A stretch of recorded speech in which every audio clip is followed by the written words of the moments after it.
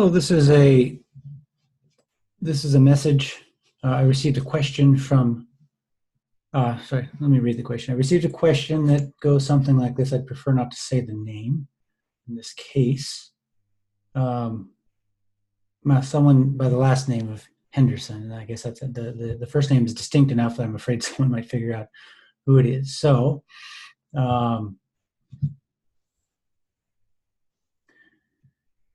Can you tell me why it is that I can guide others to God when I know what I have to do and I stray away?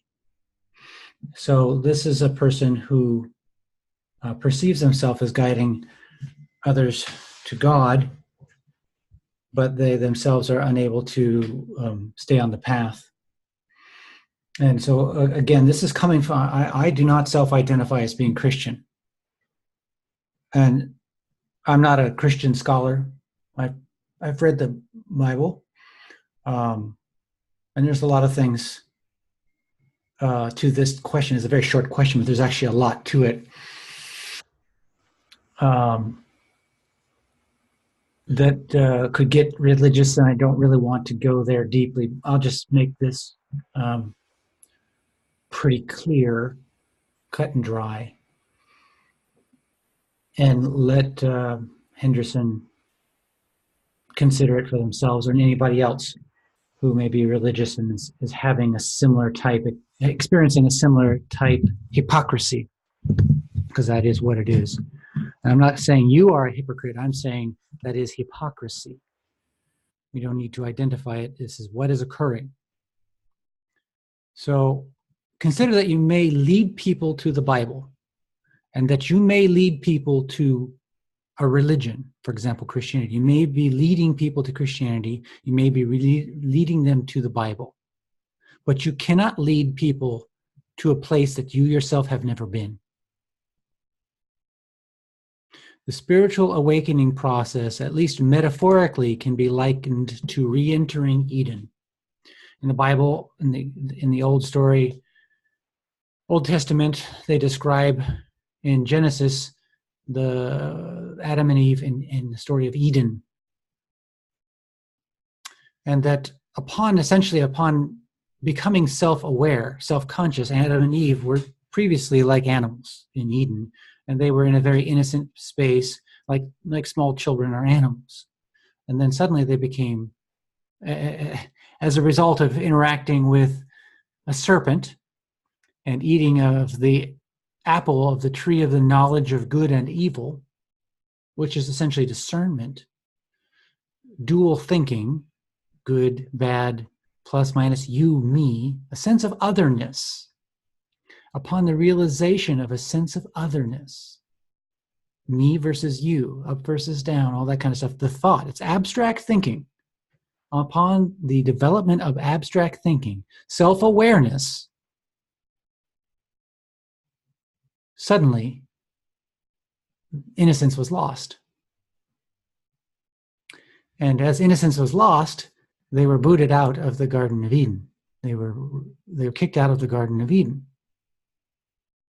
Now, it's important to understand that there is another tree in the garden. It's called the tree of life. And so long as one is in this self-conscious state of otherness, one does not have access to the tree of life. And what the spiritual awakening process, or the spiritual unfoldment process, certainly as it comes through me anyway, I can't speak to other teachers on this, I don't really know, but as it comes through me and my experience is, we could liken it metaphorically to re-entering into Eden. Now in that story, there's a description of Eden. And it talks about the gate and the cherubim. It's a kind of cherubim is a kind of angel, that an angel that changes form. It could change appearances. It is not identified with any specific form. That's a hint. And a flaming sword which guards the gate, so that no thing can enter. That's another hint. No thing can enter. That means the self, the sense of self, cannot enter. The dualistic mind cannot enter therein. And what I would say to Henderson or anybody else who's led people to the Bible and led people to the religion of Christianity, or this could be any religion really. You have not led them to God, nor have you led them to Eden, nor have you led them to heaven. If you're straying, you've not been there yourself. And you can't lead people to where you've not been. You can only lead them to where you have been. And so far as there is hypocrisy,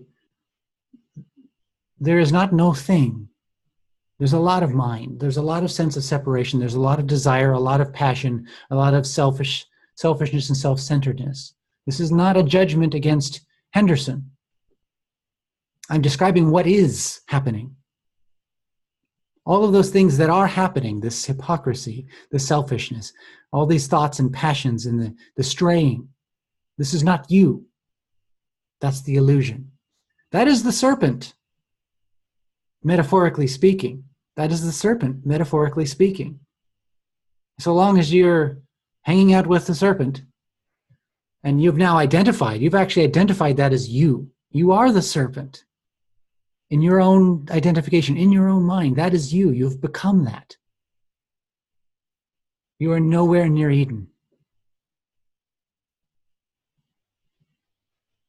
Now, that in the sense you're nowhere near Eden is not exactly true. The most fundamental thing underneath of all that mind is Eden.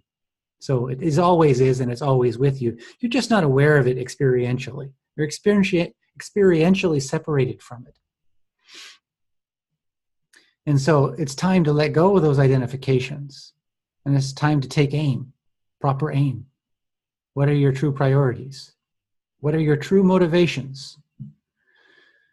You don't get any extra credit points for leading people to the Bible. No offense to Christians. I'm just telling you how it is. You don't get any extra credit points. You don't get any spiritual points. You don't get any special blessings for leading people to the Bible or to Christianity or to any religion or to any idea or to any philosophy. You don't get any extra credit points for doing yoga. You don't get any extra credit points for anything that you do in that sense externally.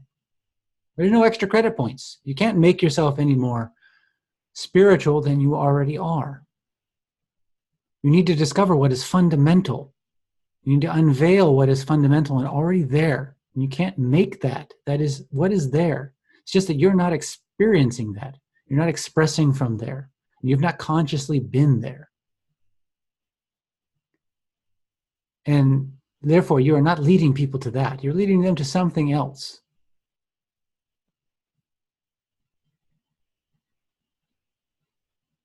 Seek out purity. Seek out clarity. Seek out an atmosphere that connects to all that is. Strip away everything else. Don't pretend that you get extra credit points for being good. It's not how it works. When in Eden, there will be integrity. When in Eden, there will be no lie. When in Eden, there will be inspiration. When in Eden, there will be love. It's a side effect of Eden. Eden is not love. God is not love. It's just a side effect of being in a clear space. Love just happens.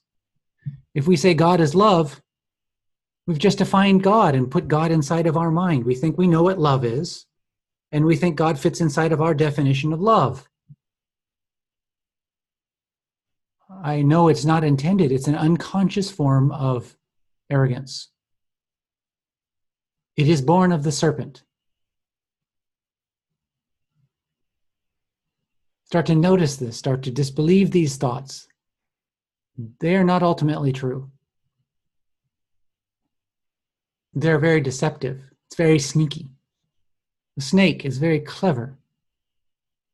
Very clever. And your mind will not be able to wrap or out-clever it.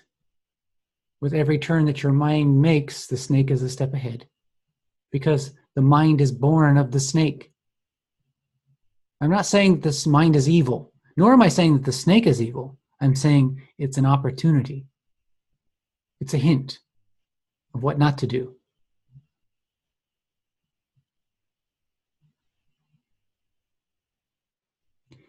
Explore the mind.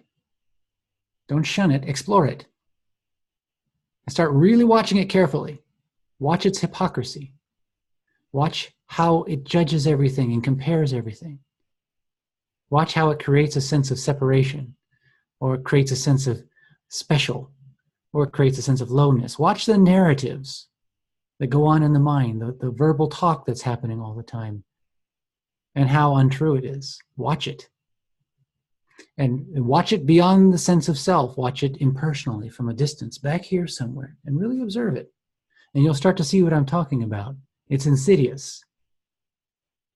And it cannot lead you to Eden. Now, observing it, on the other hand, can allow a spaciousness. Disbelief starts to occur. Disbelief in the mind. Disbelief in the serpent. It's not that you're going to say, it's not like you're shunning the mind. You just realize that it's foolish. You realize that it's foolishness, and that it's not necessary or even healthy to believe it. And in so doing, it starts to quiet. At first, it will fight ever harder, more viciously, and it will challenge you. And that's not wrong. That's not wrong. It's not wrong that it challenges you. This is your test. Only those who pass the test can step into Eden. This is your test. Are you able to relax into purity, carrying nothing, metaphorically speaking, inwardly? If there's effort, one cannot step into Eden, because only no thing can enter Eden. Effort is a thing. That's willpower, that's mind. Early on in this process, everything will take some effort. And you're just going to, little by little, over a period of time, lessen the effort, relaxing ever deeper into awareness, relaxing ever deeper into the observation, relaxing ever deeper into love, stepping away from fear, stepping away from selfishness, noticing the hypocrisy of the mind, noticing the temptations, noticing the feelings in the body that it generates. Don't get too caught up in the mental noise and thinking about it. Really feel what's going on in the body. Feel what's going on in the body. That's the ticket. That's the trick. So long as you're caught up in the mental narrative and thinking about the mental narrative or combating it, you're still in the mental narrative. That's still the mind. It's just the snake tricking you ever more. Feel it in the body. There's a lot to this, but the fundamental thing is you can't lead someone to where you've never been.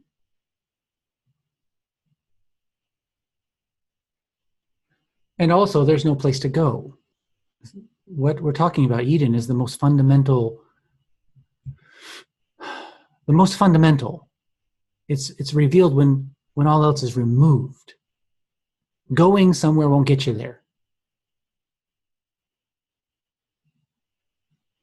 So I hope this message helps Henderson in some small way, or anybody else who's having these difficulties. I understand that a fundamentalist Christian will hate most everything I may have just said, but I'm not here to manage ideology or manage people's emotions. So there's you don't have to listen to this. This is for people that are seeking awakening, authentically seeking awakening, and that are walking the walk, not just talking it. And so for those people, I dedicate these YouTube videos. I wish you all the best. I'd love to hear from you, any challenges you may have. And just remember, I'm coming from this not as a Christian. I'm coming from this purely because you cannot enter back into Eden identified as anything. If you say, I am a Christian, that is mind stuff right there. That is an identification that keeps you out of Eden. There's a saying in the Bible which can be a useful saying. It's a little harsh, but be silent, for I am God. That's a hint. be silent. I am Christian is not silent. I am a Buddhist is not silent. That's mental noise. That's talk. It's mental talk. That's identified. That's something. Only no thing can enter into Eden. A Christian cannot enter into Eden. A Buddhist cannot enter into Eden. Only when one transcends even those things can one enter an Eden. Christianity is merely at best a path. Buddhism is merely at best a path, a hint. At some point, you have to let go that too. So anyway, like I said, I hope this helps. And this is not coming from any form of malice. I'm not against religion. I had to go through religion in my own life. It's something I needed to go through. And it's something that many of us may need to go through. So from that sense, it's not wrong. And there's nothing I could do if you need to go through that and you want to go through that. There's nothing I can do that will talk you out of it. And if something I did talk you out of it, it will only cause resentment later towards me. So make your choice. Observe your motivations. Take your aim. Make your priorities. And let loose the arrow. See if it hits or misses. That's how you find out. All right. If you stray, you missed. Blessings.